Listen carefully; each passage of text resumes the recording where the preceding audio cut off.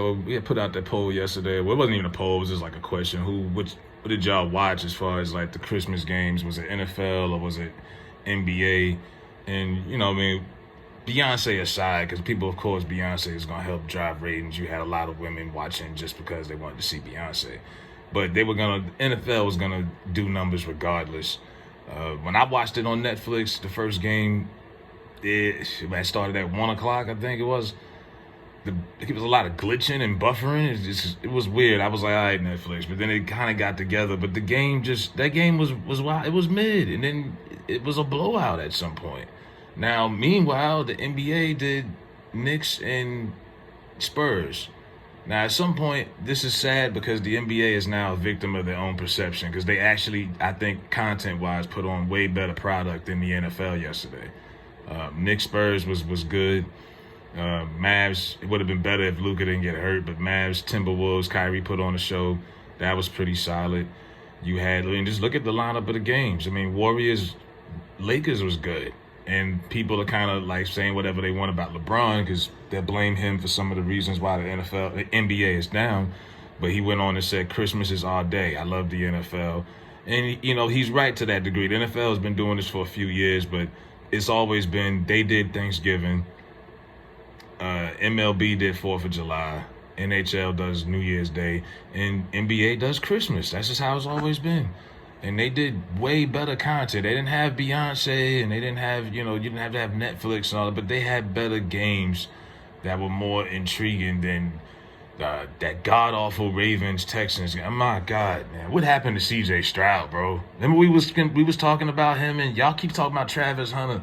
We were warning C.J. Stroud about Amber Rose. And somebody said he looking like Charlie Batch now. I'm like, I know they lost Tank Dell, but damn, they had 2 points. I was like, yo, what is this, man? This is a catastrophe, man. What is this? This is you're the only game on. This is what y'all are doing. This is what y'all roll out here. Got a black coach, D'Amico. God forgive me, I forgot his name. D'Amico Ryans. You know what I mean? And C.J. Stroud, you got 2 black quarterbacks on a Christmas Day, Netflix.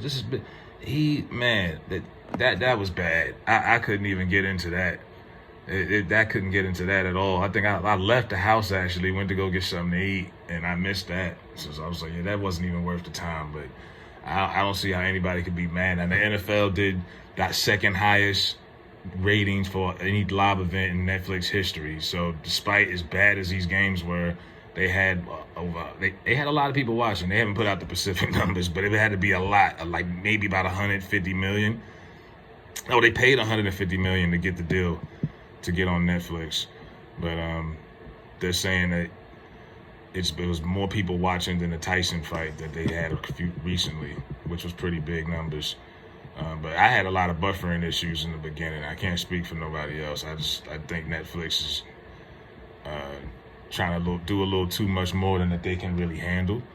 That's not really their forte, but they're getting in that business now. They're doing wrestling now. They're doing a lot of things. But content-wise, I mean, the Netflix is going to be happy because they got those numbers. But content-wise, you can't say that was good entertainment outside of Beyonce doing her country do-si-do shit. Because what the hell is that? 32-1, 31-2 is the score for that Ravens game. And that was the one that had the most numbers. I'm like, come on, dog. Now,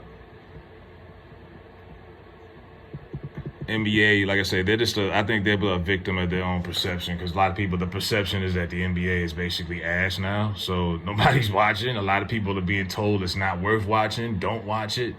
So unfortunately, a lot of people missed out on some good hoops. And a lot of that is because of perception. But NBA did have a better product on it for damn sure. Because, I mean, and CBS produced all of this NFL games. You had to go watch, was it J.J. Watt and Nate Burleson and Mika Combs and, the broadcast. It just was boring, man. That was boring as fuck. I've seen a lot of girls was like, oh, my God, this game is boring.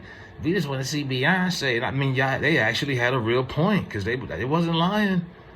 I couldn't defend that. I mean, I would have rather the field goal game but back and forth, this defense, something that was bad. It was really bad. The NFL should be ashamed of themselves. But like I said, they're greedy. They've added on extra regular season games. They've made Thursday night football mandatory for every team. These teams that played yesterday played 3 games in 11 days. 3 football games. That's crazy. And then they claim they care about NFL players' health and shit. No, you don't. You know what I mean? 3 games in 11 days, but that's the epitome of greed. And then they extend the regular season. You got the gamblers, parlays, all of this. It's all business. You know what I mean? How many doubleheaders have they done on Monday Night Football this year? 2 games. They'll have 2 games running back to back. They don't care.